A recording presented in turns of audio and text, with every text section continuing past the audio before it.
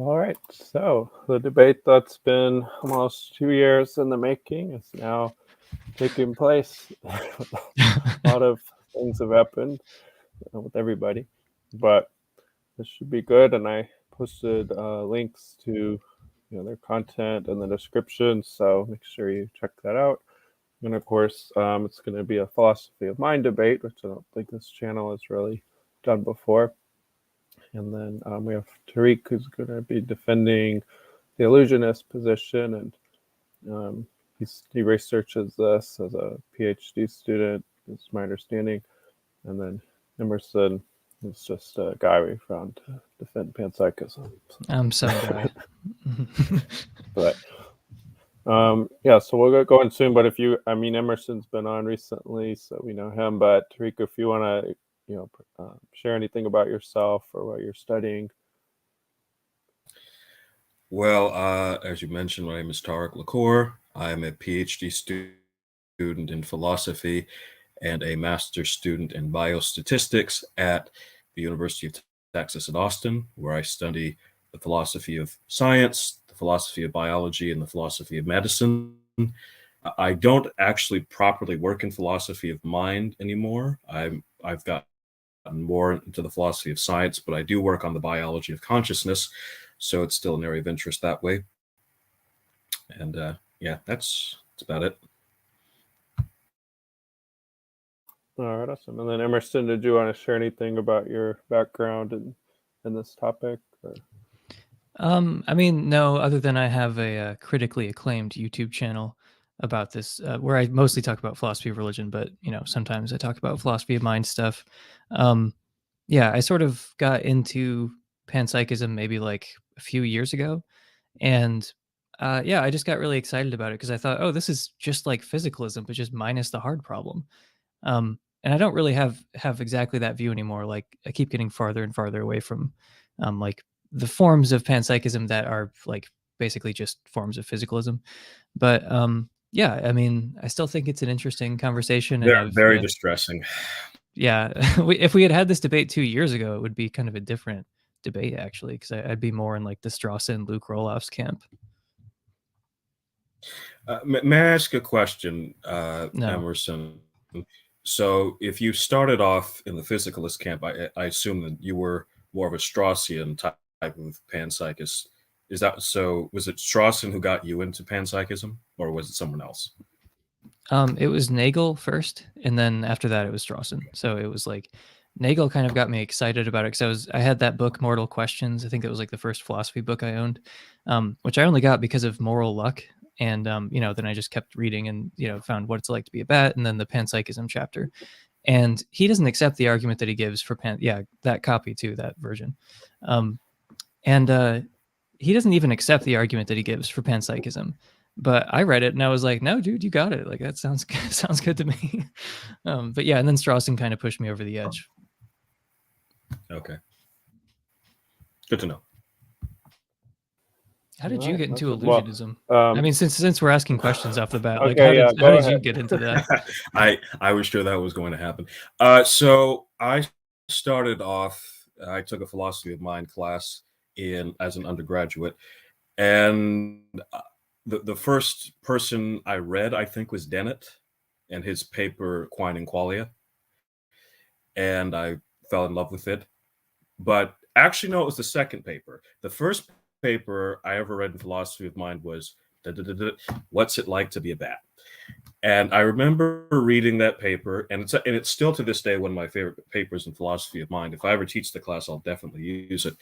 And I remember reading and thinking, this is really interesting, but there's something really, really wrong about this. And then I remember reading Quine and Qualia, and I was like, oh, that's what was wrong with it. I just kept thinking Nagel. What confused me about the paper was Nagel wasn't like quite endorsing dualism, like substance dualism, but he was still like saying like, okay, science and materialism won't tell us everything. So I'm like, what exactly is your answer? So then I started to read Dennett after that and read a lot of the other materialists. And I kept coming to the conclusion, consistent materialists will end up being a limitivist of some kind. So I read the Churchlands later, then I years later, I read Frankish after I had graduated. So, but I was an limited materialist before that. So I've basically always been a limited materialist.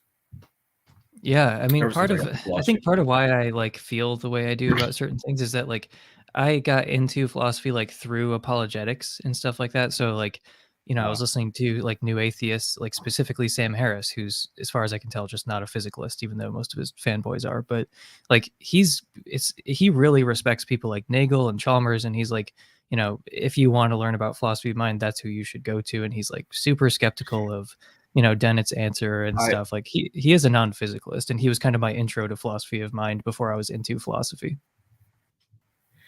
No, and I should say to your listeners that while I am obviously on the hardcore limitedist and materialist side, I do think that the non-materialists and other types of physicalists are worth reading. I still think that John Searle's Mind: A Brief Introduction is one of the best philosophy of mind books I've read, and Chalmers' work has always been good. So don't consider me too prejudiced that way. And I think, but to your point about Sam Harris, I believe Sam Harris is a Mysterian now. I think he says, kind of like James at the end, that we just have the tools to solve the problems of consciousness, but he certainly is a realist about consciousness. Yeah, hardcore realist about phenomenal consciousness. And I think he's just like, he doesn't like non-physicalist connotations. Like I remember hearing from his wife, who's defended panpsychism and other like kind of consciousness priority views, I guess, where she says that like he said to her, like she'll be talking about panpsychism and she's like, I think this like makes sense to me. And then he'll be like kind of agreeing with her. And then at the end of the conversation, he would be like, don't ever mention this to anybody, by the way. Like don't mention this in public. So I think he's like embarrassed by like non-physicalism, like the aesthetics of it, like it just is too spooky for him. But yeah, that in substance that does seem to be his view. So did you want to go first, or should I go first? All right, we're gonna do this debate now. Okay, yeah, who makes more sense to go first? I don't have a preference. Who wants to go first? I had a part where like, All right, so Emerson. I wasn't volunteering. I was just saying that I No, was but going he to. volunteered you. Okay, He I don't know wants if you that to makes go more sense. first. Sure. Yeah. Okay, so well, first of all, it's, you know, I'm still waiting on some kind of technical difficulty or something to like kick in and God to prevent this from happening. But assuming that let's just postpone it, guys. I'm tired. Are we good next Monday?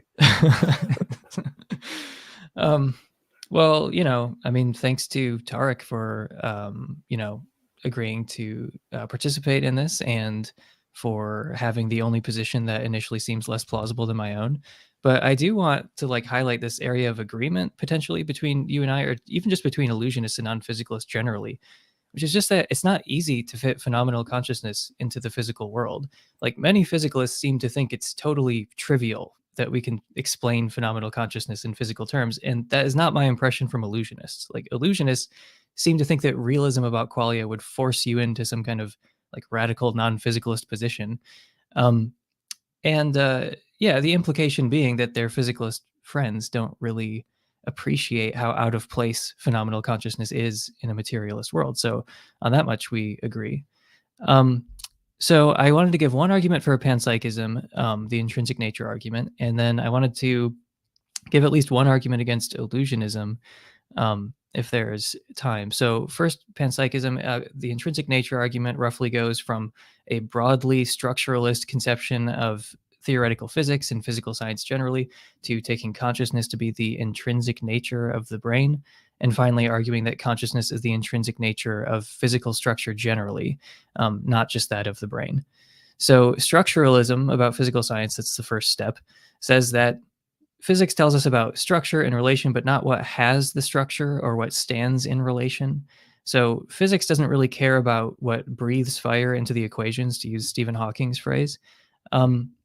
You know, so some people, like Tarik, I believe, has this view, think that there can be relations without anything that stands in relation. So there can be relationships between nothing. Like there are like relations without relata. that's like a really radical form of structuralism called ontic-structural realism. And regardless of like what your view of structuralism is, it just sort of has to be weaker than that for this argument to work. So there is like, there is something that underlies the structure. There's something that has the structure. There's something that stands in relation. There aren't just relationships between nothing. Like there are things that stand in relation to each other. And physical science tells us about structure and relation, but not, to use slightly different terminology, the thing in itself.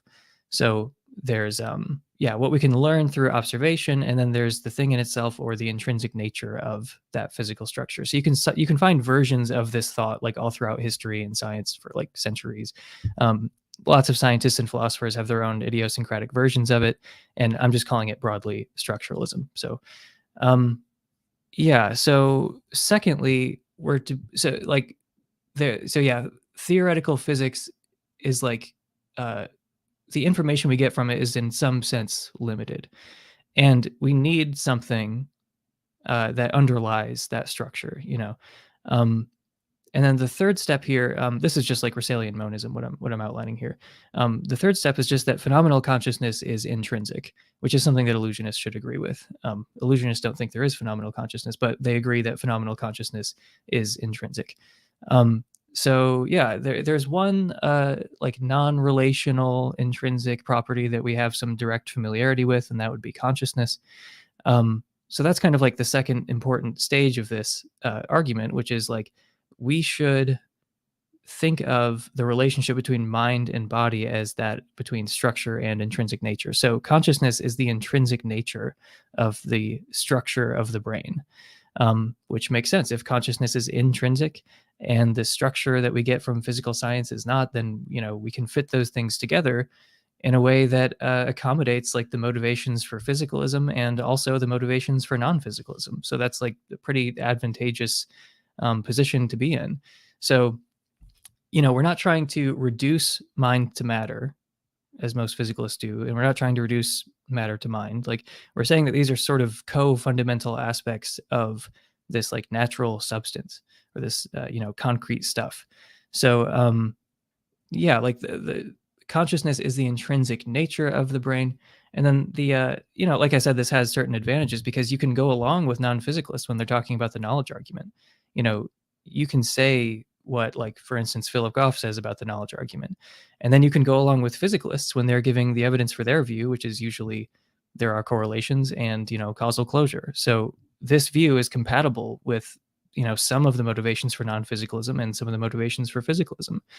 And then the argument for panpsychism is just one more step. It's like, well, look, there's only one non-relational intrinsic property that we have any sort of direct familiarity with, and that's consciousness.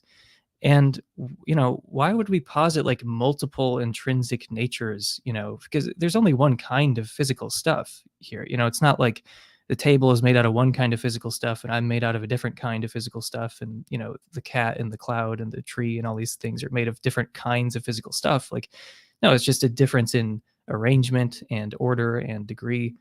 So, I mean, it's more in keeping with like the unity that we seem to have uncovered from physical science, to say that this is all just the same kind of physical stuff. So there's one, intrinsic nature rather than two or three dozen or something.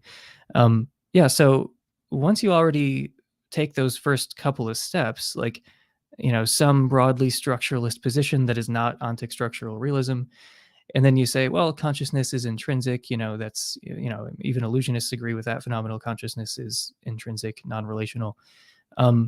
So why don't we just take consciousness to be the intrinsic nature of the brain? Because that means that we can, accommodate these motivations for physicalism and for non-physicalism. It's a pretty good position. So from there, you just say, well, hang on, the simplest version of this is not Russellian monism, it's Russellian panpsychism. Because it's simpler to say that physical stuff just has one kind of intrinsic nature, not multiple kinds of intrinsic nature that we would be postulating that we have no familiarity with. So Russellian panpsychism is like the simplest version of this way of construing the mind-body relationship.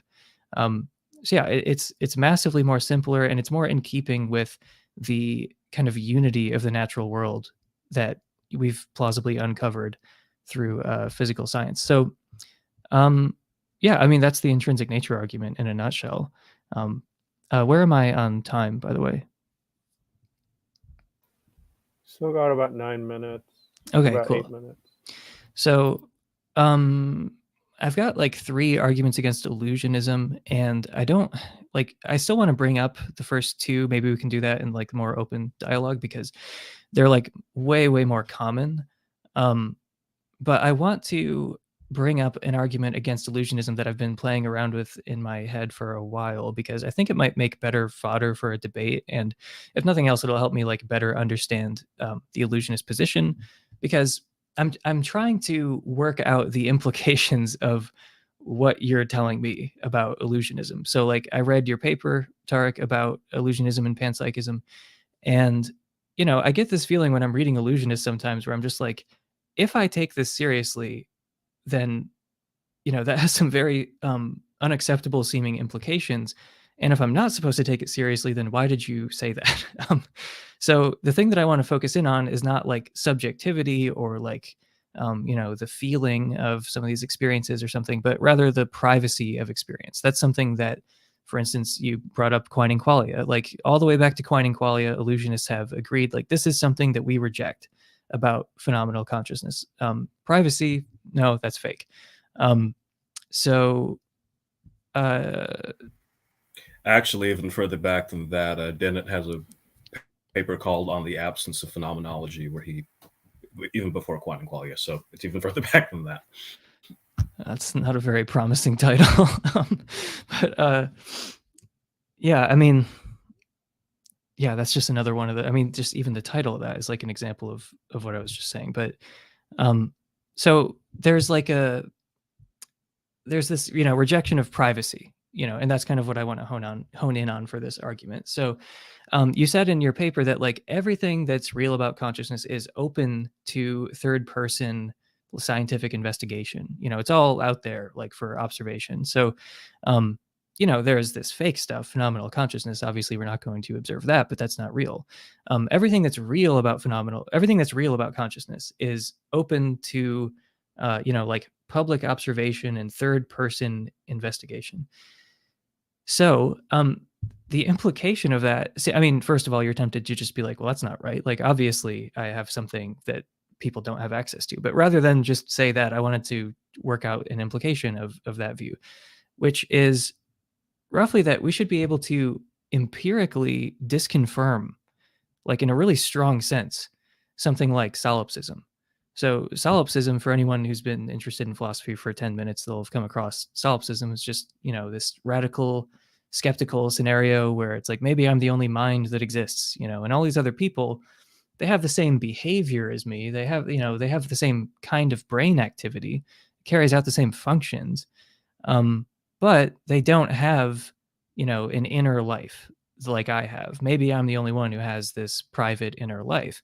So if you're an illusionist, I'm not quite sure how you could really like even form that thought, once you're fully enlightened by illusionism and no longer being confused by phenomenal consciousness, but it seems like if illusionism is true, then what you should be able to do is just like, through observation and third person observation alone, like you should be able to just like disconfirm like in a really strong sense, not just like give good reason to think that solipsism isn't true, because anyone can do that.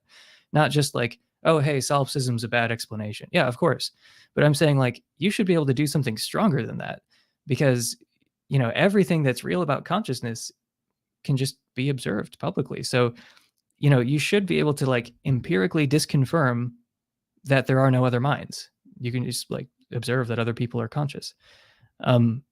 Again, that seems to be an implication of just denying mental privacy. So I don't know, maybe I wasn't supposed to take that seriously when illusionists say we don't believe in mental privacy.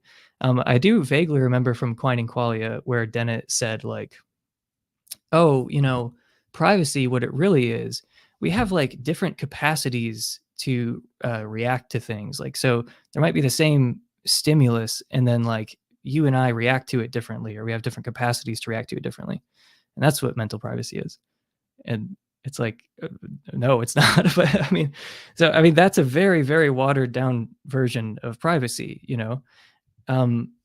So it just seems like if illusionism is true, just to make the argument explicit, if illusionism is true, specifically with regards to the rejection of mental privacy, then we should be able to empirically disconfirm in a very strong sense the thesis that no other minds exist. But you can't do that. You can't empirically disconfirm in that strong sense that solipsism is true. You can't, prove it wrong. And for the same reason, you can't disprove any radically skeptical scenario in that strong sense. Like last Thursdayism, like if someone, said that everything was created last Thursday with all of our memories from before then and all the physical evidence, all the fossils and all the calendars, like, those were all created last Thursday. You couldn't disprove last Thursdayism by like pointing to a calendar. And like, I just don't think you could empirically disconfirm solipsism, so it seems like illusionism has this implication that is like very unwelcome. So in your paper, you said that you think illusionism makes these novel predictions. And I agree with you. I think this is one of them. Like it amounts to a massive problem for illusionism because this view alone has this implication, which seems, totally absurd. Like if someone said, "Oh, I can disprove last Thursdayism. Look at this calendar," you would think that they like didn't understand the thought experiment to begin with. So, I mean, I feel that same way about solipsism. You can't like empirically disconfirm solipsism in a really strong sense, but illusionism seems to imply that you can. So, maybe I've incorrectly worked out the implications of illusionism, in which case this is a great opportunity for me to have a better understanding of what illusionists mean when they say, that they reject mental privacy and, that it's like all out there for public observation. So yeah, I mean, maybe this could advance people's understanding of illusionism, or maybe it functions as a decent argument against illusionism. So yeah, like I said, I have a lot more to say about it, but I feel like that's an interesting topic for to discuss further. So yeah, I guess I'll just pause there. All right, thank you. All right, Tarik, so your time will begin now.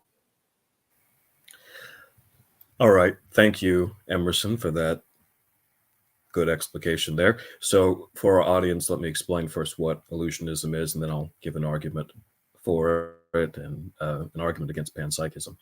So illusionism is a branch of eliminative materialism, and eliminative materialism is the view that certain aspects of the mind or behavior that we take just to be commonsensical will not withstand scientific scrutiny, and we won't be able to find them with a completed neuroscience or psychology.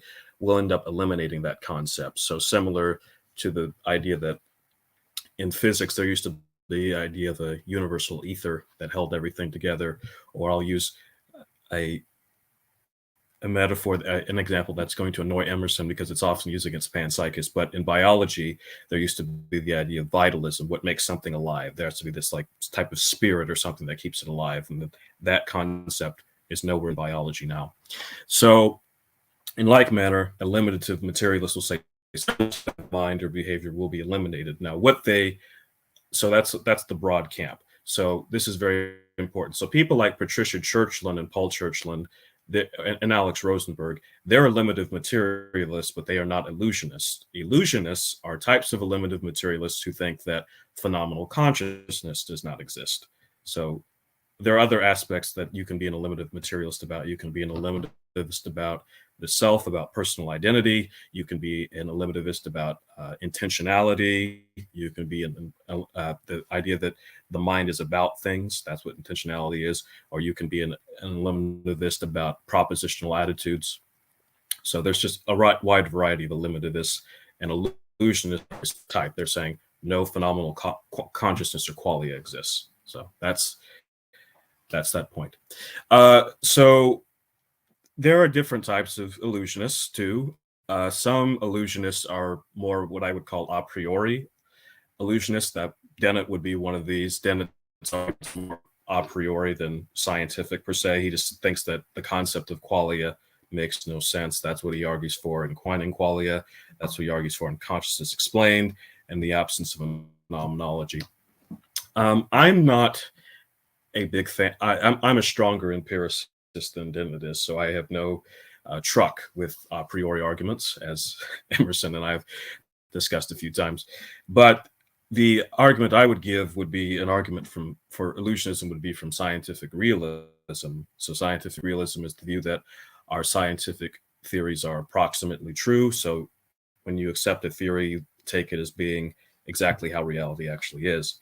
So the view for illusionists would be, if phenomenal consciousness were a real thing, then it should be coming up in our best scientific theories. We should have a scientific theory that really works out things like phenomenal consciousness and qualia. So you should be seeing these things in cognitive psychology. You should be seeing them in neuroscience. And the more neuroscience we do, the more biology we do, even the more physics, it seems to be pushing things like phenomenal consciousness out of the picture. They're not in our best scientific theories. So if you are a scientific realist and you think that this is an approximate view of reality, you should be an illusionist about phenomenal consciousness. But furthermore, going on with that, in science, if you're trying to do something, it should make novel predictions. It should unify theories. And but this is a problem, and I want to make this clear. This is a problem for both illusionists and panpsychists, because a panpsychist will have to say, okay, this is how panpsychism unites our scientific theories, or how it fits into there and is actually confirmable by them. Or an illusionist, for the problem for them is going to be, okay, similar to your, this is dry apologist, so you're obviously some kind of an apologist. An atheist has to say not only that God doesn't exist, but why do so many people take that seriously? They have to give an explanation of that. So for an illusionist, the question is, okay, so why is it that so many people believe that phenomenal consciousness is real? And so we actually, and this is, I think, a very good empirical point for illusionism, is that when a philosophical theory goes from philosophical to scientific, when you're actually working out models that are showing how this actually works, you've made some real philosophical progress. So we have a model in neuroscience given by Michael Graziano in his works Rethinking Consciousness, and it's called the hold on a second. It's called the it's a mechanistic model that shows how different aspects of the brain capture attention. This is a big part of cognitive neuroscience. And what ends up happening is that the brain kind of makes a model of reality, but it kind of does it in a caricatured form. So it gives you truth about reality, but it kind of gives you an inflated view of it. So there are certain parts of it that you think are there that actually aren't there. So this would be, and phenomenal consciousness would be this idea that your brain kind of makes this model that there's this inner subjective self that's there, that's having these experiences, but that's actually just an illusion. So that's kind of an empirical confirmation of illusionism. Now, I want to say up front, all scientific theories, all scientific models are not things that are set in stone. They're written in sand. They're open to being overturned, and we can see how you could overturn the model as well. But for the argument against panpsychism, which would view that phenomenal consciousness in some aspect is pervasive throughout all of reality, is that it doesn't unify any of our scientific theories, and it's not verifiable or falsifiable. No matter what scientific theory you made, you could always make panpsychism compatible with it. Furthermore, there's this other point here, and this is a more empirical point. So let's assume for a moment that there is phenomenal consciousness. I don't agree with that, but let's assume for a minute that there is. If the phenomenal consciousness, as far as our observation, will be limited to things like Homo sapiens and other types of animals, but we are a very, very small part of the universe. Phenomenal consciousness is a very small thing. We don't see or have reason to think that other things have this aspect that we would have. So this would seem to be kind of an evolved trait rather than something that pervades reality. So I would go kind of similar to what David Hume and his dialogues concerning natural religion, when Cleanthes makes an argument from the design of the universe and says, see, there has to be a great engineer. And Hume says, yeah, well, usually you're attributing thought and making that the thing that's behind all the universe, but thought is only within our species, or expanding the circle within animals at least. So I would say, why, even if phenomenal consciousness is real, why should we go so far as to say that the thing that holds everything together is consciousness? You're taking this very small part of mammals and other metazoans and making it the stuff of the universe. It seems a highly over inflated type of a view. So that's the other point. So for illusionism, the argument would be, if phenomenal consciousness is real, it should show up in our best scientific theories, and it doesn't. And that's kind of that shows it's probably doesn't exist. Again, we can only be probabilistic about these things. And also, illusionism has theories about it, and it's progressed with neuroscience to kind of shown that shows why we would think we had the illusion even if we didn't. And furthermore, as panpsychism doesn't do that or make any novel predictions, and it seems like a very overly inflated thesis anyway, that seems to be why you would prefer illusionism to panpsychism. Now, of course, keep in mind, there are lots of different theories of consciousness in between. These are, as I said in the paper, the nuclear options on consciousness, because they're so radical on both sides. But that would be my case. So go from there where you want. All right, thank you for that. So now we're going to move into just a 30-minute free-flowing dialogue, and then people have questions. We'll try to do a Q&A after that, so you guys can just take this wherever you want. Well, I agree that the task of the illusionist is to explain why it seems like we have phenomenal consciousness. I have a very easy answer to that. Why does it seem like we have phenomenal consciousness? Well, because we do.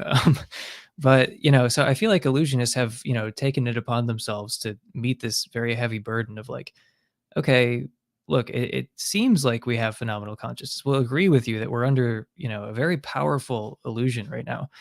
But I just wonder, like, why should we believe some of the illusionist explanations for why it seems like we have phenomenal consciousness, even if they're like logically possible or something? Like, why is this a better explanation than, well, it seems like we have phenomenal consciousness because we do have phenomenal consciousness?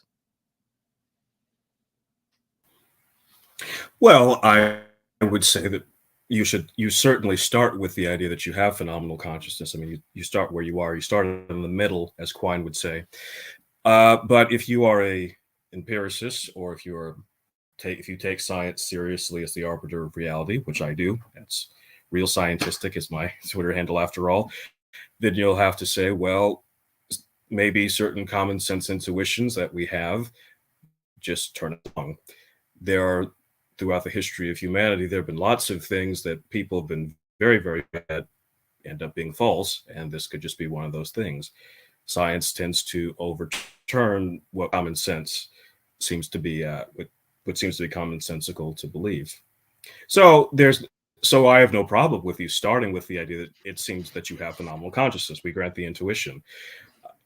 After all, even in fact, Keith Frankish, as you know, at the end of his paper says, he calls this the illusion problem. Why is it such a strong belief that we have this? Of course, there's also the other explanation of why people believe that, is because so many people in the consciousness debate have been more or less agreed, except for us, that we have phenomenal consciousness. Peter Carruthers says that he doesn't actually think, he is an illusionist, that people actually believe in phenomenal consciousness because of the experience. He says he thinks they believe in it because people like David Chalmers, Tom Nagel have been defining the debate for so long that people just take it for granted that we have such things. And I think also, when you think about yourself and you're having this experience that I'm talking to you, you're talking to me, but it feels like what's going on in my head, you could never really know what's going on in it, and I couldn't know otherwise. It seems that way, but that's just not a scientific way of thinking. So that leads us into mistakes. So there we are. Well, I mean, I kind of doubt what Carruthers is saying, because if you look at the like specific attributes that like illusionists deny, Oh, it's I'm not like saying I agree with. I'm just saying that's thrown out there as all. yeah. I mean, one reason to doubt that is, I mean, I might go with that when it comes to intrinsicality, because that's like one thing that does seem, it's very like philosopher type speak, and it's like, you know, okay, could we be wrong about intrinsicality? It's like, yeah, that seems like the kind of thing we could be wrong about. But when it comes to like, you know, experiences are ineffable, that's pretty commonsensical. Like, I don't think that's like a philosopher's fiction, or like that I have something that's private that nobody else really has access to. That's not like a philosopher's mystification. That's like a really obvious thing that you know, like I don't think, because you know the illusionist might say contradictory things here. Like, you're being consistent. Like, you're saying, oh well, this is common sense, but science sometimes overturns common sense. But sometimes illusionists will be like, they'll kind of bite off more than they can chew, and they'd be like, it's not even common sense that we have. It's like, yeah, it is, man. Like, you're trying to eliminate something from folk psychology. Like, you should just embrace that rather than deny that. Like, oh, actually, do folk intuitions even support privacy and ineffability? It's like, yeah, man, they do. But yeah, I mean, like, we talk a lot about subjectivity and stuff, but like in Quining Qualia, for instance, like Dennett names those 4 features of phenomenal consciousness. Like, phenomenal consciousness is intrinsic, ineffable, private, and it's, you know, we're directly acquainted with it. Yeah, and I don't think that those are just like crazy things made up by philosophers. But anyway, I do have a follow-up question though regarding something else you said, which is okay, our best scientific theories don't really include phenomenal consciousness.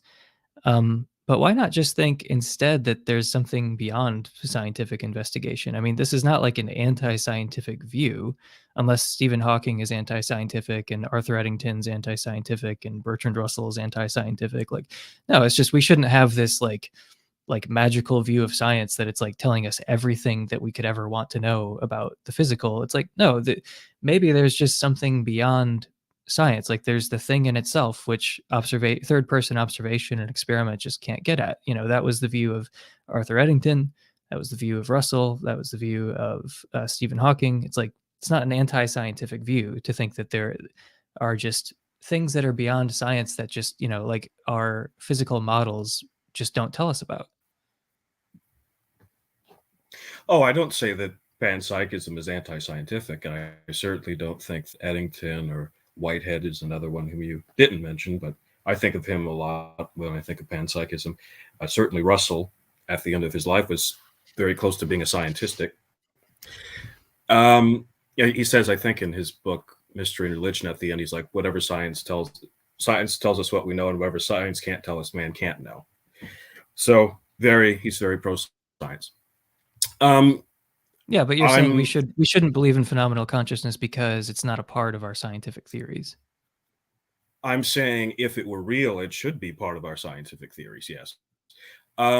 Perhaps you can always say, well, eventually it will, and if it does, then you falsify illusionism. I mean, that's one of the virtues of illusionism, is that it sticks its neck out, like Popper would say, to be falsified. I mean, this is really, as I put in my paper, I think this is a big part that separates illusionism from panpsychism. Is there is a way you could falsify illusionism. There seems to be no way you can falsify panpsychism. But back to your point, I think that's actually not true. I think that anything that would prove substance dualism, I think, would falsify panpsychism, because panpsychism is a form of monism.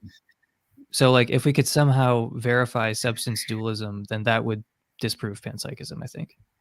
Maybe I should reformulate it. Now, in the paper, which obviously people don't have access to, the type of panpsychism I'm talking about is one that assumes physicalism. So that would have ruled out substance dualism a little bit. But yes, that what you're saying is true. But you're actually bringing a point, though. If you're so sure that consciousness is real, and that science just can't get at it no matter what, why not just be a substance dualist? Because that would actually be a better explanation as to why science can't get at it. Science only can investigate the material world. Consciousness isn't material, so of course it can't. Yeah. Or so. Well, of course I mean, I don't investigate. Well, I mean, 2 points. One is my second favorite position is substance dualism, and I don't get enough hate for being a substance dualist. You know, like, it's everyone gets I distracted by posted the on Twitter panpsychist thing. right before we went on that I think if you want to be a realist about consciousness, you should be a substance dualist.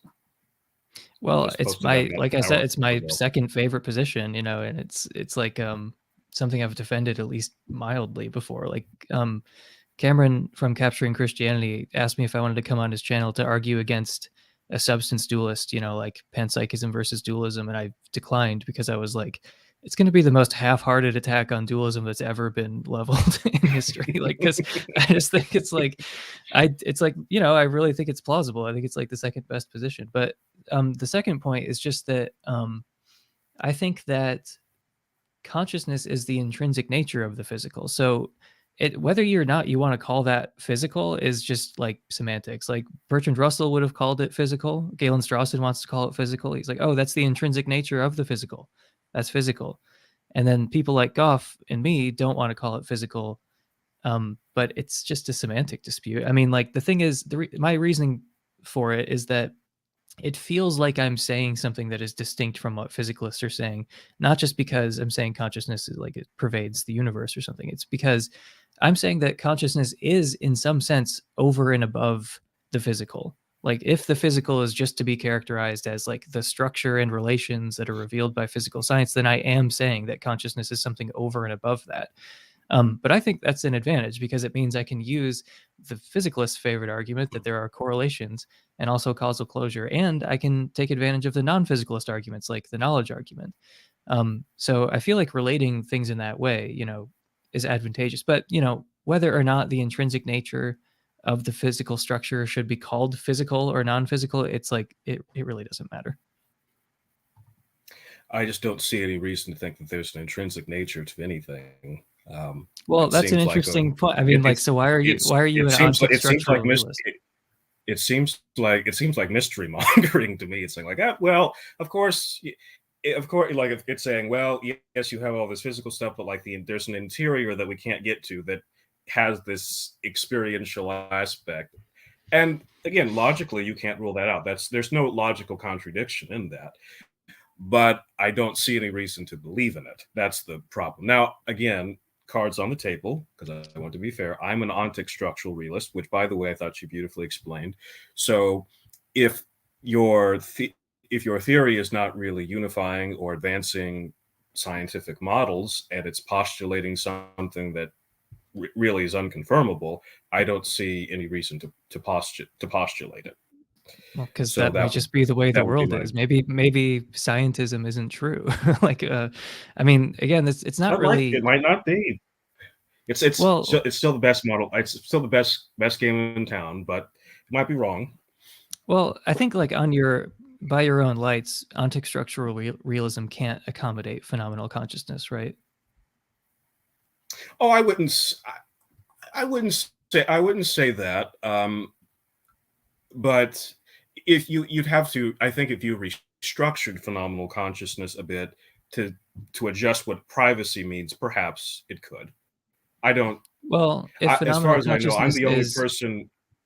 Well, I'm the only person I know in this debate who's used the structural realist argument. Most of the people in the debate are not structural realists, or certainly not ontic structural realists. Ontic structural realists are certainly the minority. Yeah, but if phenomenal consciousness is intrinsic and private, then how does that fit with ontic structural realism? Because I feel like ontic structural realists will just reject immediately any kind of intrinsic nature. Because intrinsic, is non-relational, Well, you can still say that like something like consciousness is something that kind of emerges out of relations. You can be. I don't see any problem between being an emergentist per se and being a ontic structural realist, but that would again not work for panpsychism because you have the radical emergence of getting consciousness out of non-conscious things. So that would be a problem. I think ontic structural realism is really only a problem for panpsychism. I think you can be some type of an identity theorist and be an ontic structural realist. Like for example, can you explain that? You could like for example, I don't see any problem with saying that what phenomenal consciousness is just brain states, which is what Jesse Prinz says, I would just say that I mean I don't see any incompatibility between that and saying being an ontic-structural realist.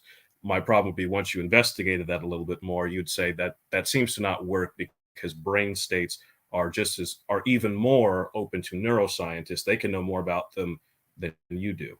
Such as this is something that lots of listeners or just yourselves will find very you'll understand it. So in psychology, when we're studying behavior, one thing that's something that's shocked me when I first learned about it, but it makes a lot of sense, is people can know a lot more about your behavior and your feelings even before you're actually aware of them. Like when people tell you to calm down, it's because you're already showing signs of anger that you don't know about. So sometimes your experiences are better explicable from the outside than from the inside. So that's another point. But I'm just saying, the moral is I don't think there's a problem between being a realist about phenomenal consciousness and ontic-structural realism. I think there's a problem for panpsychism. That's why I brought that argument into that paper, since the paper was Illusionism and Panpsychism.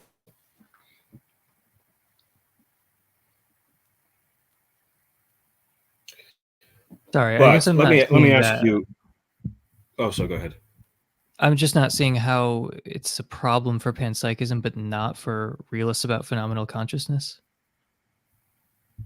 It's because they think that there's a very intrinsic nature of matter, or that's what Galen Strawson seems to think. Yeah, but that's specifically Russellian panpsychism. Like you mentioned Whitehead earlier. Right. He doesn't seem to Whiteheadians don't seem to like the whole way of characterizing consciousness in that way in terms of intrinsic nature.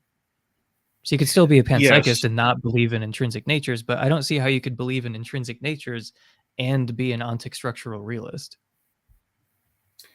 I mean, I might just not be understanding the view, but it seems like if there are only relations, then there are no non-relational things, and if it's intrinsic, then it's non-relational. Well, like I said, you could be an emergentist of some type, but I don't think that would be in conflict. I just think the type of panpsychism that I was talking about, which was Strawson's version. I noted in the paper that there are other versions that might be able to go the other way. Obviously, you mentioned one with Whitehead. I think the same would be true of Goff's view.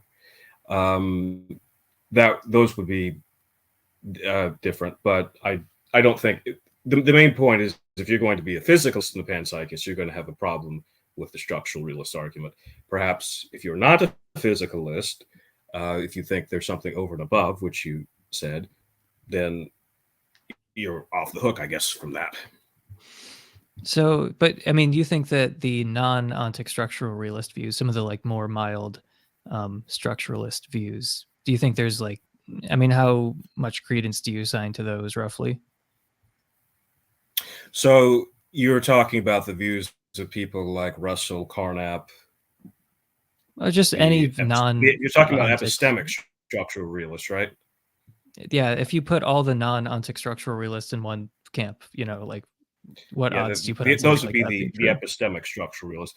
Well, they're just telling us that science tells us a lot of things about the world, but there are certain things about the world that science just won't be able to talk about. Now, where those realists go from there is different. People like Carnap will just say, if you can't put it in terms of pure logic or into a scientific theory, it's just a meaningless statement. Obviously, that's not where you would go, although I think you're a structural realist too. Russell would do kind of almost a Mysterian type of view of saying, well, all we know about it is this, but maybe we'll just never have a science of consciousness. So certainly, I think if you're going to be the best way to be a realist about consciousness and a scientific realist is probably to be some type of an epistemic structural realist, yes. Okay, there's certainly no problem between epistemic structural realism and consciousness realism. Yeah, but I'm just saying, you don't think that view is crazy, right? Like epistemic structural realism, broadly speaking. Nope. So I think that that's if there's one thing that I think about science if you study it over the past 100 years, it's that as JBS Haldane said, the world is just queerer and queerer than we can imagine. So when people come up with things that just sound crazy, you can't just throw them off the table just because they sound crazy, because they might end up being right. So I think you agree with the first step of the well, you don't agree with the first step of the intrinsic nature argument, but you're at least granting that it's not totally insane to make that first step. And then the second step, I don't see why there'd be an issue there with like, well, yeah, people think phenomenal consciousness is intrinsic. That's so do illusionists. Like they identify it as that thing that they reject. And then the next step is just like, okay, well, we should then think that phenomenal consciousness is the intrinsic nature of the physical structure of the brain. So, I mean, that's the final step before the simplicity move. So, what do you think is wrong with that step where we say, well, let's. My problem is you're going from panpsychism to almost an identity theory. Why are you saying it's the intrinsic brain? That if it's just the brain, then it's not panpsychism, because it'd have to be through all of reality. It can't just be just the brain. Well, we're not at panpsychism yet. We're just at consciousness is the intrinsic nature of the brain. What's wrong with that view? Because everything that we know about the brain shows nothing intrinsic to it. You mean through science? I mean, no one thinks you can learn about the intrinsic nature through science. Then, okay, here's the question. You're with science, at least you have a way of showing or clarifying something. If it's just you having this power of introspection that you can reveal to you this first person aspect, why are we going? Why is it? And but you also agree that this thing can be mistaken. Why are we trusting it more than the scientific point? I don't think we're trusting it more than the scientific point. Like, it's not about trusting one more than the other. Yes, you are, because you're saying no matter what science tells you, I will not give up this idea of I having a private first-person phenomenal aspect of consciousness. It doesn't matter what I learn about in neuroscience and neurobiology. Wonderful, but I know I have this. Well, I mean, I can go along with everything that's in neuroscience and neurobiology without giving up phenomenal consciousness, because I can just say it's the intrinsic nature of the brain, which has the advantage of all of the evidence that's there for physicalism minus the costs of physicalism, because I can go along with the non-physicalist arguments, like about the knowledge argument. So it just seems like this really advantageous way of putting together mind and matter. Okay, so then it really sounds like that your crux of consciousness is not so much with science at all, where I would locate it. It's more with these arguments like the knowledge argument. Well, I mean, if I'm trying to think like, wait, why don't I just, place consciousness with all this like structure and behavior and function? It's like, well, it's the standard non-physicalist considerations about like the hard problem and so on. Like, I find those compelling. So I feel like I have to work within that. I can't just like reject it because I don't think that we can explain. I thought you didn't accept the hard problem. I do accept the hard problem. Oh, you do accept the hard problem. Okay, so yeah. Good. That's a clarifying. Okay. All right. Yeah, I wasn't sure what you meant by that in the paper. Oh, I would say, so the hard problem, what is motivating it is that Chalmers says, look, there are the easy problems of consciousness, like distinguishing between being awake and being asleep, distinguishing certain types of behavior, which psychology, neuroscience, physics, they can answer all those. They're not easy to do. You have to still understand the underlying mechanism. That takes a lot of work, but we understand how we can do it. But it seems that there's this other piece, this phenomenal what it's like to be, that it doesn't seem to scientific inquiry. Therefore, science can't really tell us anything about consciousness. So we either need to say science just doesn't have anything to do with consciousness, or we need a new radical conception of it. Now, what I said in the paper was I think both a panpsychist and an illusionist can both reject the hard problem, because a panpsychist can just be an epistemic structural realist and say, no, there's nothing wrong with the science that we have. The science is basically there. It's just that science isn't able to penetrate through to the intrinsic nature of matter, which, again, this is a Straussian view because he claims to be a physicalist. So for that reason, they could get rid of the hard problem. And then on the other hand, the illusionists would just say there is no intrinsic nature, so there is no hard problem. So we're just left with the easy problems, which are also really hard. That was my point.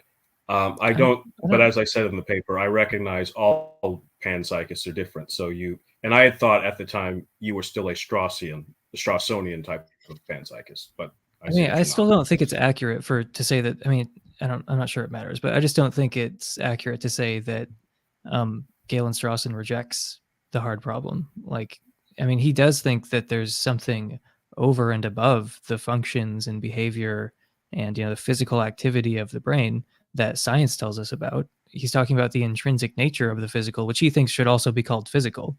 But it's just a semantic thing. I wouldn't say he rejects the hard problem, because he doesn't think you can explain consciousness in terms of physical functions. Funnily enough, I'm actually going up to Texas next week. I'll be talking to him about this, so I'll ask him then. He might. I mean, I don't know. He has all kinds of weird little issues with people. So maybe he doesn't like the hard problem as it's presented or something, but the basic consideration of the hard problem, the thing that motivates people to say there is a hard problem, there's no way he disagrees with that. Or else he'd just be a normal physicalist, not a really weird one. But he also loves to call himself, he says, not only is he a physicalist, he's a real physicalist. Yeah. He says, people like myself aren't real physicalists. We have and I'll quote from his paper, I think it's called Real Naturalism. He said, if you don't explain consciousness and the type that you're talking about, you haven't stepped up to the plate. So, yeah, I guess before I even get to Texas, I'm already a disappointment to him. He's not going to be happy to hear about your views. I'm sure. Oh, I'm sure he won't, but that's. So with the intrinsic nature argument, though, I'm not really seeing which step is supposed to be so awful or like so ridiculous. Like, I'm like pretty convinced of every step. Like, obviously, and the final one is just that the having one intrinsic nature of the physical makes more sense than having like multiple unknown intrinsic natures that multiply entities beyond necessity and overinflate our theory. Panpsychism is the opposite of overinflated. It's the simplest version of Russellian monism. So I just don't. So that step doesn't seem so crazy to me. It's just like, yeah, we should go with the simpler hypothesis that also seems more in keeping with the deep unity of the physical world. But the first three steps, I don't really see what the issue is supposed to be with those either. I think you're making an appeal to Occam's razor, and I don't think that because a theory is simplistic, it's more likely to be accurate. It just means it's more simplistic. So I think if something is simpler, then it might be more likely to be true. I'm open to being wrong about that. Like, I want to hear what humor has to say about it's that. simpler to think that there's just one mind that's having a dream that we're all in, than to say that there is that we've all evolved. We're come about through evolution. Evolution is far more complex than a mind just having a dream that we're in. So is it, though? Simpler is not always better. Well, there are other that is a virtues. simpler step, because again, it's just one mind without having all the physical universe, all the chemistry, and all those other things. Well, I don't think simplicity is the only virtue, but I do think that, like, all else equal, simplicity is a virtue. Certainly in science, people try to make their things simpler, but again, more complicated theories do end up being true. Just by virtue totally of being simpler does not this isn't a problem with you. It's something that Peter Godfrey Smith, one of my heroes, has really taught me, is that simplicity is not quite as good of a guide as we might think. It's a good slogan, though. Yeah, so I mean, I agree with you that, like, yes, the world might just turn out to be more complicated. Like, I have this very like diverse ontology, like filled with all kinds of weird things, like non-natural moral truths. And it's like, yeah, I agree. There's lots of different kinds of things out there. It's a big, diverse world out there. So yeah, simpler To doesn't quote necessarily mean James more likely to be Lademan, true. your ontology is a rainforest and mine's more like a desert. Yeah, I have a very rainforesty ontology. But I think that you need to explain like the data. You know, it's not just about simplicity. Like there are other theoretical virtues, but the reason that I inflate things like that is to try to explain some things that I think to be true. That I don't want to just eliminate because it's like, oh, it's simpler. It's like, well, it really seems like this is true. It really seems like there's phenomenal consciousness, but it would be simpler to get rid of it. It's like, yeah, but I think it's real. So, but I don't think it's simple. I think your view is simpler than mine, because remember, I still have to explain the fact that most of us feel that we have this phenomenal consciousness and probably can't get away from the feeling that we've got it. In a similar way, I think this is phenomenal consciousness is kind of like how your hero, I don't know if he's still your hero, Galen Strawson, thinks about free will. He says, I think that he thinks that free will is impossible, but he says we can't stop feeling and believing that we've got it. In a similar way, as an illusionist, I certainly don't have much hope that people are going to stop believing that they have phenomenal consciousness.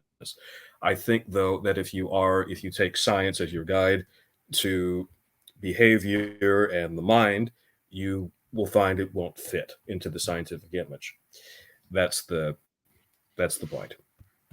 So yeah.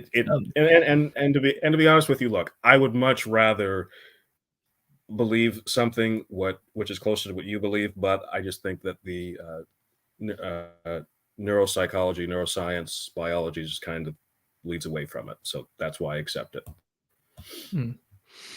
But I certainly think it's I certainly understand it's a feeling that people have very strongly. And I don't think it's and I want to make clear to anyone who's watching, I don't think it's stupid to believe in phenomenal consciousness. I think that people like Dennett who kind of take that line sometimes in talks, I think that they're being a bit condescending. I think he's endured a lot of abuse, though. I think he might just be getting snippy after decades of being kind of made sure, fun because of. people keep saying him that he thinks consciousness doesn't exist at all. I think aspects of consciousness exist. I certainly think we're having experiences, but I don't think that they are phenomenal. If you write a paper called The Absence of Phenomenology or something, you can't really complain about people thinking that you deny phenomenal consciousness or deny consciousness. For clarity's sake, can you define what you mean by phenomenal? Sure. I mentioned what Dennett said earlier. Like I feel like that's a fine definition. I mean, he said that phenomenal consciousness is intrinsic, it's private, it's what was it? Intrinsic, private, ineffable, and we're directly acquainted with it. These are like the four things that he like rejects. And, you know, typically people don't hone in on that stuff right away. They usually just say it's like the subjective character, you know, the what it's like of conscious experience, you know, what it feels like for you to see something or hear something.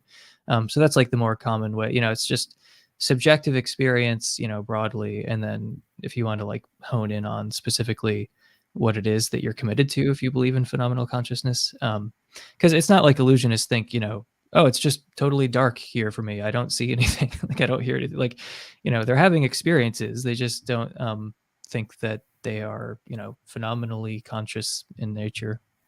So yeah, or it would, another way of thinking about it, I think the best way is phenomenal consciousness is what Tom Nagel talks about and what it's like to be a bat. If you had all the physiology of a bat, you still wouldn't know what it was like to be a bat. A neuroscientist could tell you everything about the physiology of a bat, but they still wouldn't know what it was like to be a bat. Similar to the thought experiment and the knowledge argument, Mary could know everything there was to know about color, but even if she had never experienced it herself, that type of thing. That's what phenomenal consciousness is. So illusionists will say, who are always going to be very strong, as Goff calls us, radical physicalists, will say, okay, you're not going to be able to put those things into a materialistic type of the world. So given that you can't do that, and there's very good evidence for materialism, you'll have to give up phenomenal consciousness. And they, obviously, illusionists are the minority, but I do think most materialists would say they certainly see where the illusionist is getting their traction, because they're like, yeah, it is really hard to fit all of this into a scientific picture of the world. It doesn't seem to fit. So this is why people go for panpsychism or dualism or some other thing, because they're very sure that consciousness is real. And so if that means you have to abandon physicalism, then so be it. That's what Goff is explicitly says in his book, Galileo's Error. That's kind of was his journey. Did I misrepresent anybody, Emerson? I don't think so. I mean, I wanted to ask you though about that argument though that I raised about, like, you know, if illusionists really mean what they're saying, where they're like, hey, you know, you guys believe in this stuff that's not like publicly observable or something. You know, we think that it's all out there, it's all susceptible to third person investigation. And then I just said, well, that seems to imply that you should be able to like empirically disconfirm in a really strong sense solipsism. So is that an implication of illusionism? Obviously, I'm not trying to misrepresent illusionists, but like, is that an implication of rejecting privacy? It could be, since, as I recall, solipsism kind of comes onto the picture with Descartes saying, maybe he's like, I know that I have consciousness, but I can't confirm anything else does. It could all just be my imagination, something like that in the Meditations.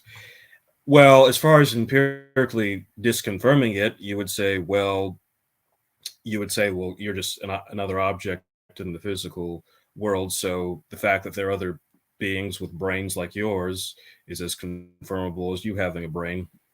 So, yeah, I guess in a way that would disconfirm solipsism. Of course, the problem, I think solipsism is a problem for non-materialists, because after all, Descartes has already gotten rid of the physical world being an illusion, and that he's still at the picture of you can still have consciousness without anything physical, because he has his evil demon that's stimulating him somehow without, and neither of them being material. But yeah, I do think solipsism would be somewhat disconfirmable through empiricism and materialism, but not totally, because someone could always say, but couldn't this all just be a dream? It's like, well, it's logically possible, it is, but there's just really no good evidence to think that that's right. I guess I would agree with how you would go about like disconfirming solipsism. Like, you know, you started to sketch out how you might argue that it's a terrible explanation, it's not the best explanation, you know, but if illusionism is true, it should be stronger than that. It's like you can just see that people are conscious, you know, like you can just observe that they're conscious because it's all out there, it's all susceptible to third person observation.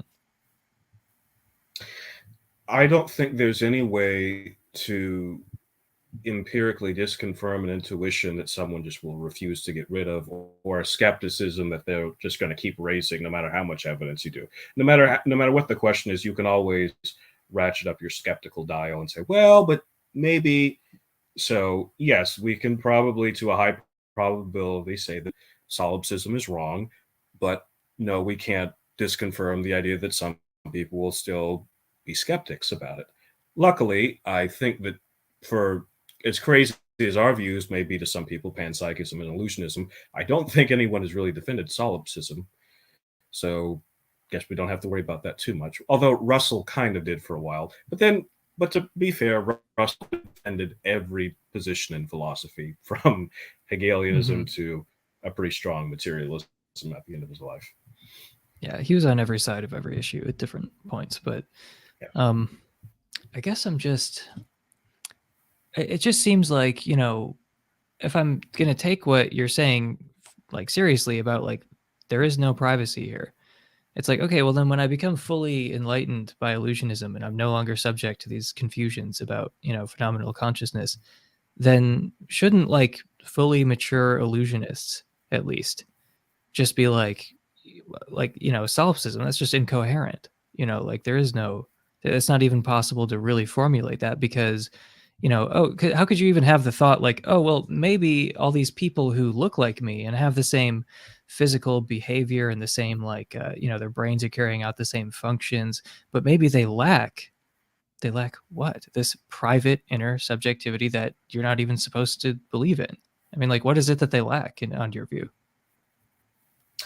Well, I would say, first of all, that there's just no way to logically or explanatorily rule out solipsism for two reasons. One, because it's not a logical contradiction, but second of all, because there are things in physics itself. Now, this is something that separates illusionists from panpsychists, which is when Galen Strawson says that everything is physical, he just means that everything's made of the same type of stuff, which he calls matter, or what physics studies, that type of thing. But he doesn't think that physics really just should be our guide to explaining the ultimate nature of reality, where illusionists probably would disagree with that. So in physics, you have things called Boltzmann brains, which are the idea that you're just a single brain that fluctuates into existence, that with the entire universe hallucinating around you. So again, it seems like there's no way to completely eliminate that from physics or any other type of thought experiment. But what we can do is say there's really not any good reason to be a solipsist, and we think we have pretty strong evidence of that. So we agree on that, yeah. For all intents and purposes, it would. I don't see why illusionists should be able to disconfirm solipsism any more than any other position. I don't think. At least I'm not seeing. You don't believe in mental privacy, and I do.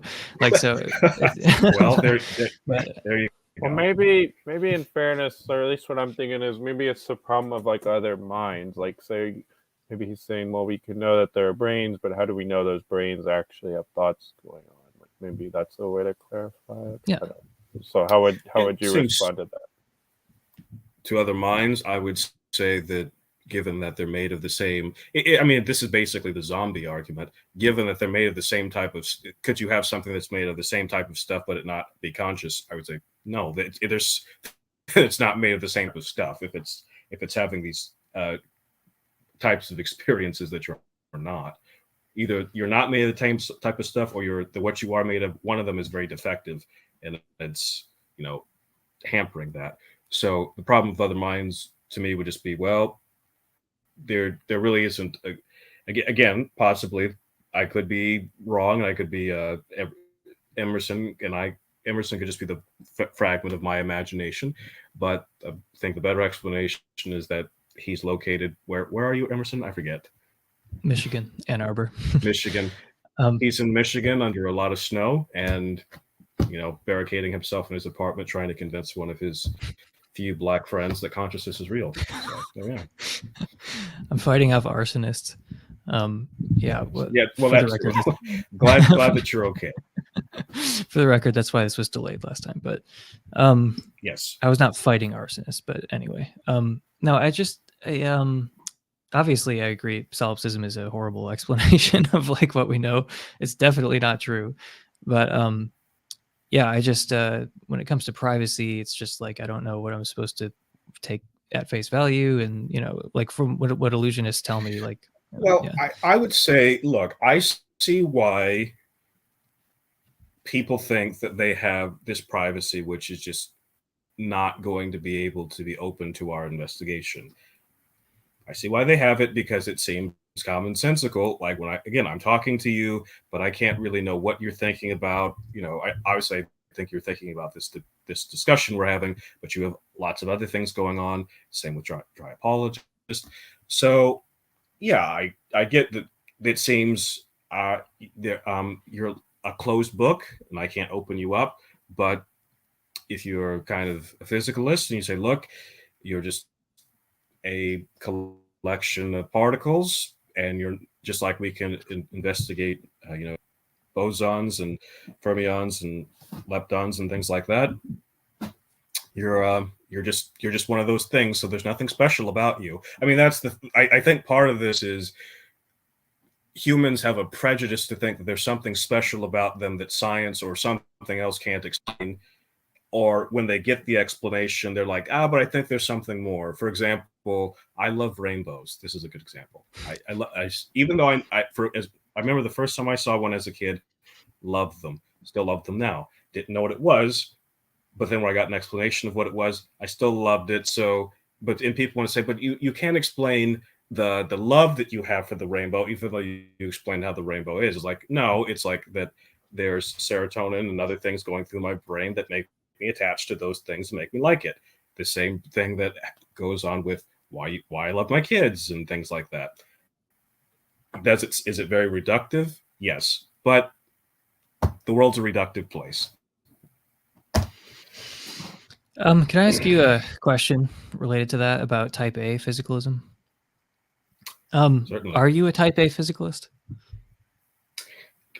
Can you explain the difference between those two?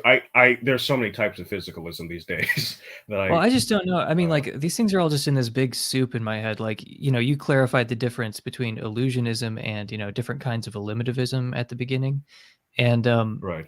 So like type A physicalism, it's like, I just am not totally sure how this fits into all that. So my understanding of type A physicalism is just that there's this like conceptual inseparability between the phenomenal states and the physical or functional states. So it's like you can a priori know like that these things are sort of connected. Like you can't separate these things even in the mind. Like you can't conceivably, once you really understand what's going on, like you can't even conceive of the physical without the mental, like, when it's arranged brain wise or something. So does that sound like something like your view? You think there's not even like, a conceptual separation between the mind and the brain? Yeah. Sorry, right, you kind of broke up there. My view. Okay, cool. Yeah, yes, that would be my view. Cool. All right. I was just curious. I feel like it bears on some of that previous stuff, but yeah. Sure. We've been gone for about 45 minutes. There are a number of questions I want to get that we've gotten in from two guests. Oh, people are watching. Good to know.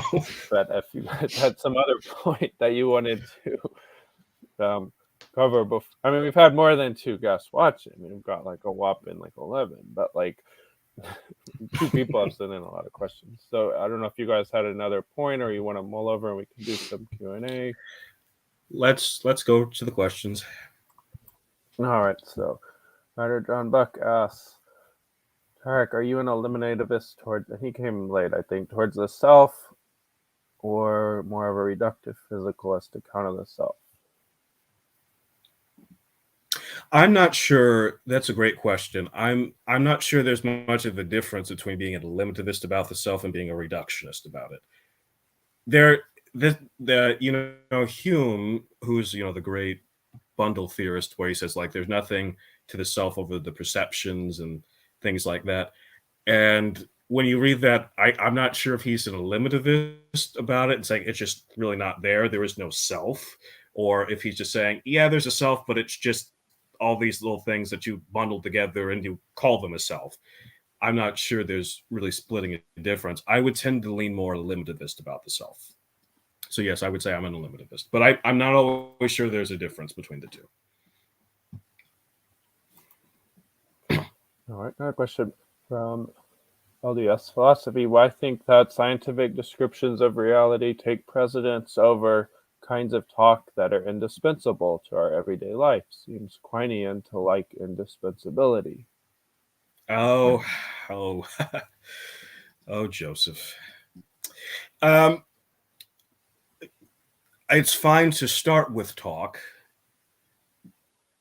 but if your talk is not going to be something that's going to match, I take science to be the actual description of how things are. So if my talk doesn't line up with it, then I just science will take precedence over it because it's the more accurate description of reality. Can I ask you a question about about the most common argument against illusionism? At least what I perceive to be the most common one. So I feel like if you bring up illusionism, people will, once they stop like doing the incredulous stare thing, then they say like, well, look, we can grant that you can like force a wedge between the way things actually are and the way they seem in like practically every case, but not when it comes to phenomenal consciousness. Like you can't have a gap between is and seems when it comes to, our experiences. So like it's incoherent to say, well, it sure seems like I'm having, phenomenally conscious experiences right now. But it turns out that's an illusion. It's like, well, once you admit that it seems like you are having experiences, then that's an instance of the thing that we're saying exists. So I can step into the illusionist shoes for a minute, but I want to hear your response to that sort of argument. Well, I don't deny that you have experiences. I just don't think they're ineffable, intrinsic, or directly known. I think that even though we have experiences, we're sometimes very mistaken about them. And we can be very mistaken even about very basic things. Sometimes even mistaken about things like the mood that we're actually in. Okay. Yeah. I mean, I guess if I was like playing devil's advocate for the illusionist, I would say something like that, where they'd be like, oh, once you're saying it seems like you're having an experience, that's an actual instance of an experience. And it's like, well, look, when you say that, you're smuggling in a kind of phenomenally laden version of seeming. Whereas the illusionist has like a non-phenomenal version of seeming, which is like a watered down version that is like compatible with physicalism. And like that's the seeming, we cash out seemings in purely functional, non-phenomenal terms. So that's what we mean when we say it seems like something is happening. We don't think that there's this, obviously we don't think there's phenomenal consciousness. And when you ask that question, you're kind of smuggling in this like phenomenally loaded version of seeming when you even present the question. I see. But the question, is just whether or not that watered down version of the non-phenomenal version of seeming is capable of accounting for, what we think we know about our experiences. Like if it's accurate, obviously I don't think it's capable of, I just think it's like too sparse. It's the same thing on like Dennett with privacy, where he's like, well, this is what privacy really is. And it's like, I don't think that's what privacy really is. But anyway.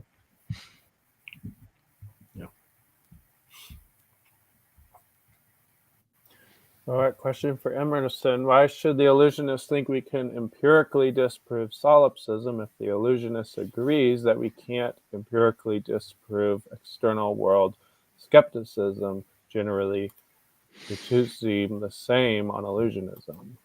I mean, I guess that question, it might just like collapse into the other one on illusionism. But I feel like if you're a type A physicalist, if you think that there's this like, a priori conceptual connection where it's like when you can't really say that there are these physical functions and behaviors being carried out, but there's no experience with it. Like if you're a type A physicalist, I feel like that's what you're committed to. So it's just totally unintelligible to say that these physical functions are being carried out, but there's no experience that's going along with them. The only people who can say that are people who are not type A physicalists. Type B physicalists can say it. Any physicalist can say it except type A physicalists, who say that there's this totally inseparable a priori conceptual connection between physical behavior and function on the one hand and phenomenal experience on the other. So I feel like that's just like an unacceptable, that's like a big blinking sign that like, hey, you've taken a wrong turn somewhere, because obviously you can't, disprove solipsism in that way. But yeah, I mean, I don't know what, let's see here, external world skepticism generally. Yeah, I mean, I guess I'd be curious to hear an illusionist take the question like, out to its like logical endpoint, I guess, and just try to say like, this question can be answered by, oh, well, we never said, illusionism doesn't imply that you can disprove external world skepticism generally. And on illusionism, maybe these are just like the same question, like, I guess I would want to see that carried out to its endpoint and like fleshed out a bit more, because as it stands, it just seems like, look, you're telling me there's no mental privacy and I'm just like taking that seriously. If I shouldn't take it seriously, then, let me know.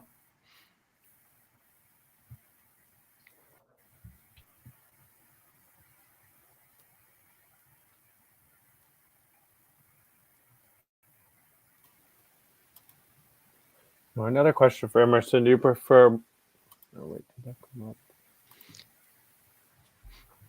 Do you prefer more microcosmic panpsychic or macrocosmic solutions to the combination problem? Could you explain what those are first? Well, I can't because it's gibberish, actually, but I can still kind of figure out what John was trying and failing to say. He was asking if I prefer micropsychism to cosmopsychism.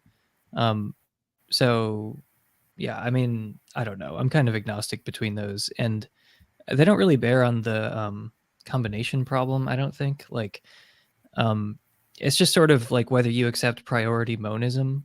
Like, if you think that fundamental reality is kind of everything taken all at once, like if you zoom out as far as you possibly can, and see the universe from like the widest possible angle, like should we consider that to be fundamental reality, or should we consider like the smallest things to be, like we build things up from there? And micropsychists tend to be like more reductionist, but I don't know, I don't think there's like a necessary connection there. But anyway, I'm like kind of agnostic between micropsychism and cosmopsychism. And cosmopsychism is like really similar to pantheism. It's like almost there. But yeah, there's also this dispute between like reductionist and emergentist panpsychists, which is more relevant to the combination problem. And I used to be like a really strict reductionist, like Luke Roloff style way of approaching it. But that approach just keeps having weirder and weirder implications. And, I don't just reject it because of like, oh, it's so weird, but it starts to imply counterintuitive things about the mind itself. Like there can be like multiple minds on multiple levels at the same time, and like that just doesn't make sense to me. Like I feel like there has to be, like when the boundaries around subjects are redrawn at higher levels, all those like micro consciousnesses sort of cease to exist. They're like routed into this higher level consciousness, but they don't continue existing in their own right, but like if you take this really reductionist view, non-emergentist view, then it's kind of hard to avoid that conclusion that like on multiple levels that all these subjects continue existing all the time. Yeah, and that's kind of weird. I don't like, that's the counterintuitive thing about the mind itself, and like I just don't see how that could be true. But I think it's the subject of Luke Roloff's most recent paper, so I should probably read that. But yeah, I'm more and more leaning towards like emergentism, like the emergentist kind of panpsychism that Goff favors and like Hedda Hasselmark favors.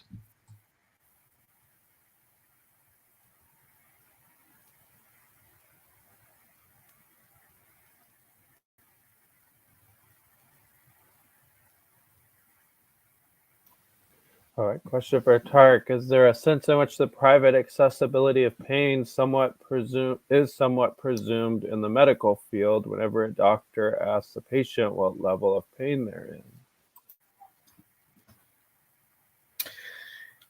Well, that's a very good question.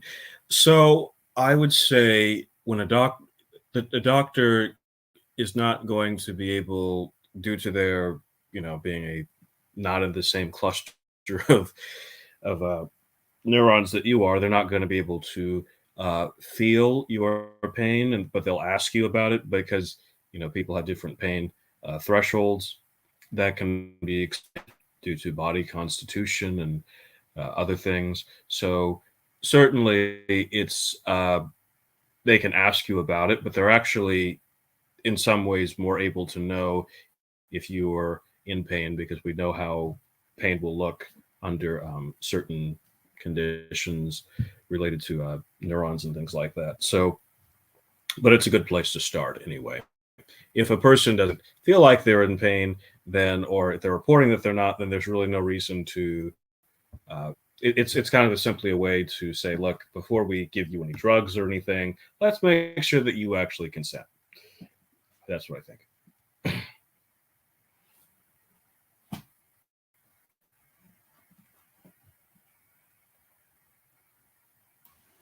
Question for Emerson. Isn't there a sort of dualism in Russellian monism, not for substances, but where we have mental causation as well as non-mental causation? So couldn't an interaction problem still arise? Well, first of all, he said Q for M, EM, and I just want everyone to know it is strictly haram to shorten my name in that fashion. But okay, isn't there a sort of dualism in Russellian monism? Well, yeah, there is kind of a dualism there. There's at least a conceptual dualism between like the physical and the mental. And yeah, obviously not of substances, but where we have a mental causation as well as non-mental causation. Well, no, because remember, these are like co-fundamental aspects of the same substance. And if you're going to locate causal powers somewhere, it would be in the mental side of that. So like this would explain why it's so easy to conceive of like, you know, different physical events following physical. So instead of B following A, we could imagine C following A. Just when we look at it purely from a physical perspective, you know, like if you go along with like a, you know, sort of broadly Humean point about this, like, you know, there's nothing like, you know, I can get into like that Humean frame of mind when it comes to physical causation, but not when it comes to mental causation. So like it would make sense that these two things, which don't interact, by the way, like that's kind of important. Like we don't try to reduce the physical structure to the mental, and we don't, and like vice versa. We don't like think that these things are causally interacting. You know, it's not like the mental is like causing the physical structure to you know, do what it does. It's like you can't really switch between languages like that without causing confusion, because these are like co-fundamental aspects, like they're two sides of the same coin, but they don't like causally influence each other. So that's like, you know, the way the intrinsic nature of the brain would work. It's not like the intrinsic nature is causing the brain to do something. It's like, yeah, like I said, you can't switch between aspects like that without causing confusion. They don't have any causal influence on each other. But I don't think there's like physical powers that exist in the physical structure, and then there are these other mental powers that just so happen to like correlate with the, you know, it's like, no, if there are causal powers, then they're in the mental side of that.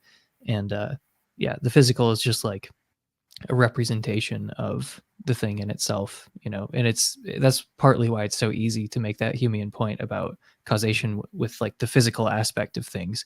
But it's much harder to make that point with the mental side of things.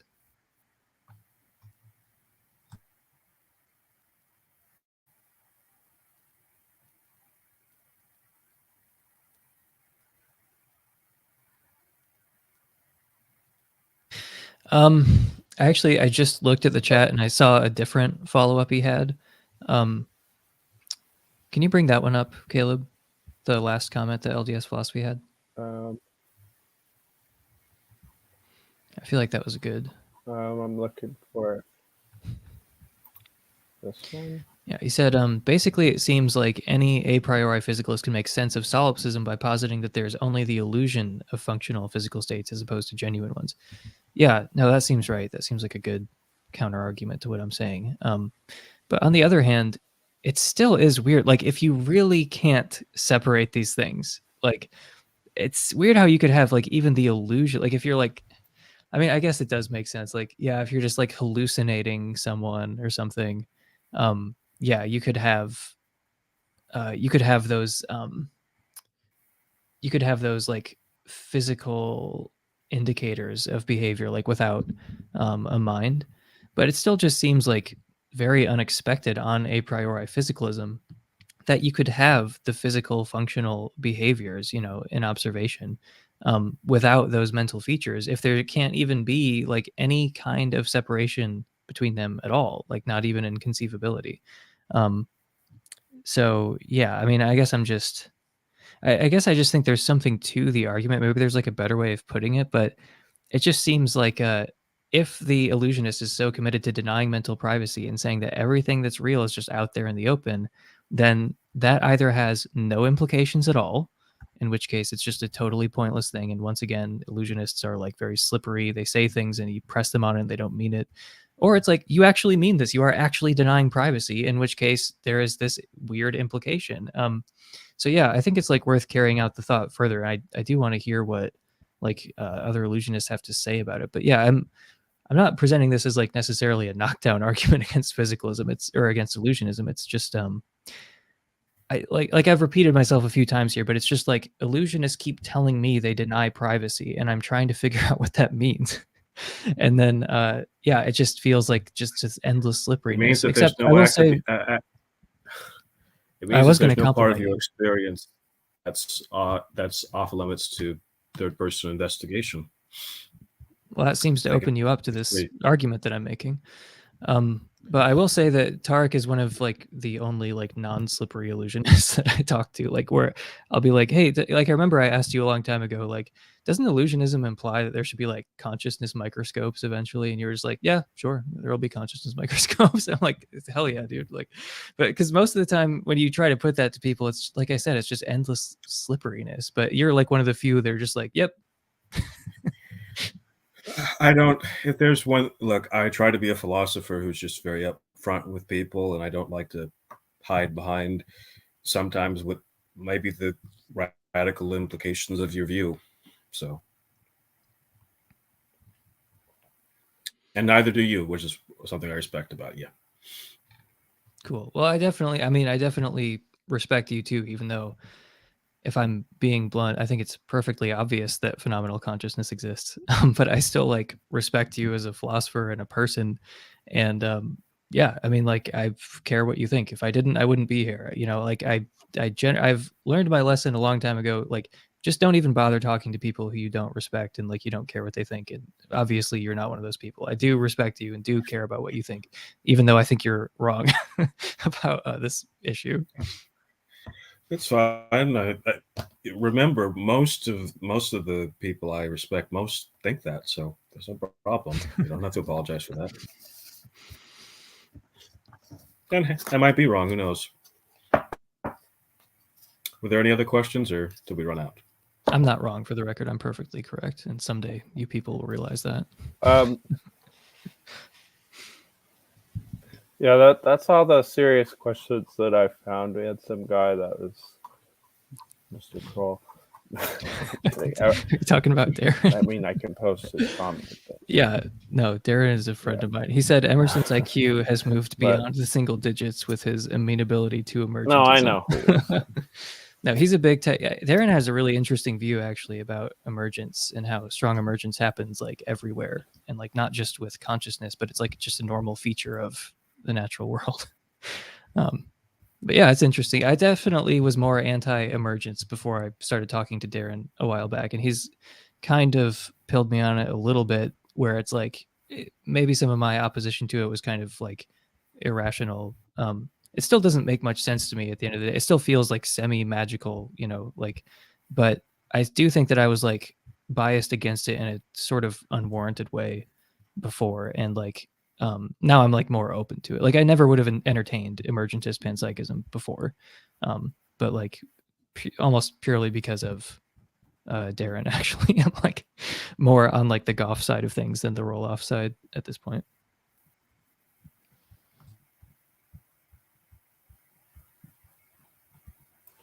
Right, I was just going to say one last thing. All right. Well, that was the end of the questions. Yeah, I'll let you guys share. Yeah. Oh, I just wanted to say this to. There's a great paper. It's called Aggrativity Reductive Heuristics for Finding Emergence. It's by Bill Wimsatt. That's a paper I would definitely recommend that Emerson read, because Wimsatt is both a reductionist and a emergentist. So he's one of the greatest philosophers of biology. So I would highly recommend it. Go ahead. Sorry.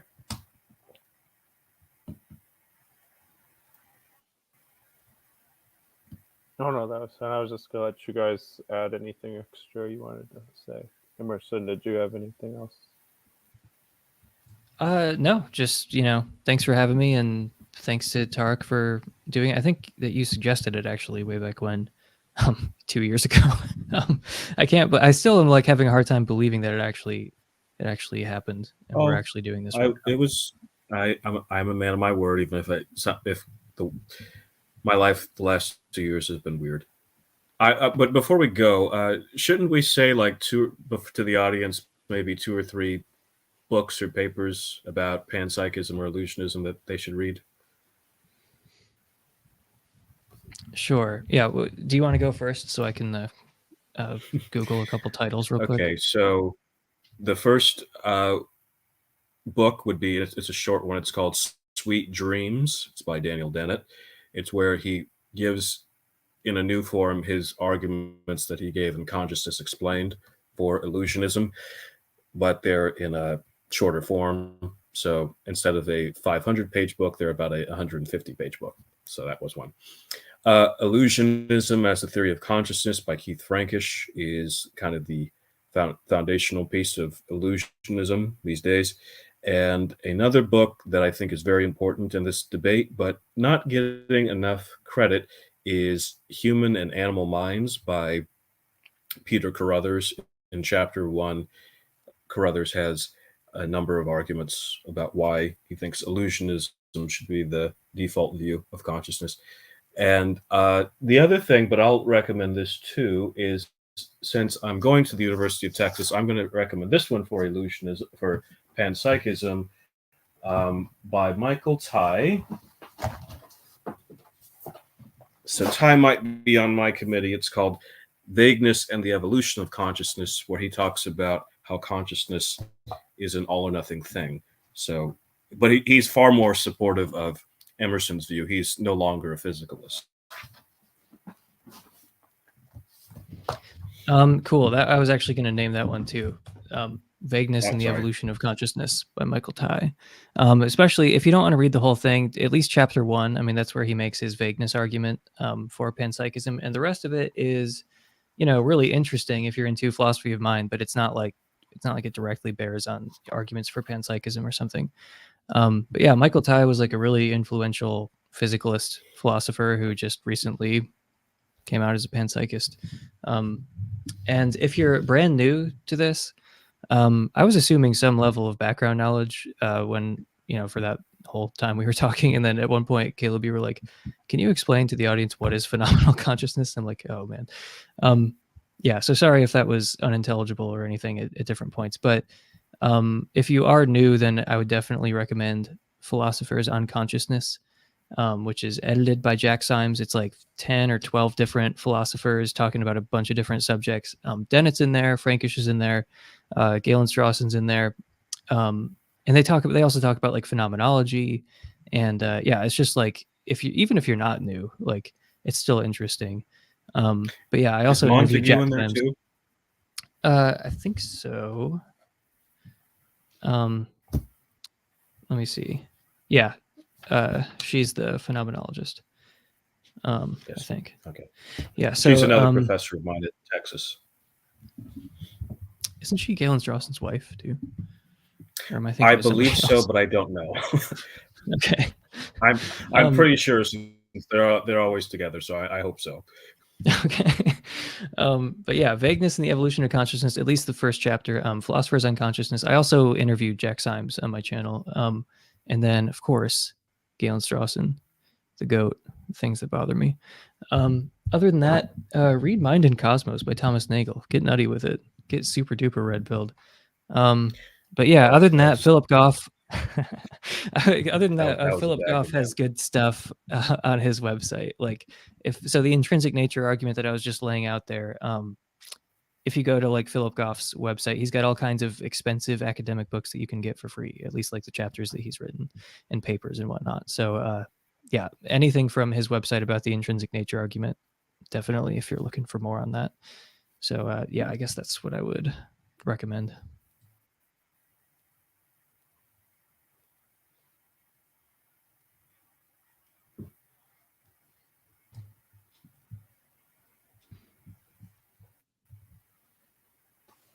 All right. Well, I do appreciate both of you for coming on, and then of course, I appreciate people for watching, and I guess we'll end it there. Cool. Thanks for having me, dog. Thank you. I had to say, I had to do the Joe. I meant to open up with "What's up, dogs," but sadly I forgot, so I had to end it with "Farewell, dogs."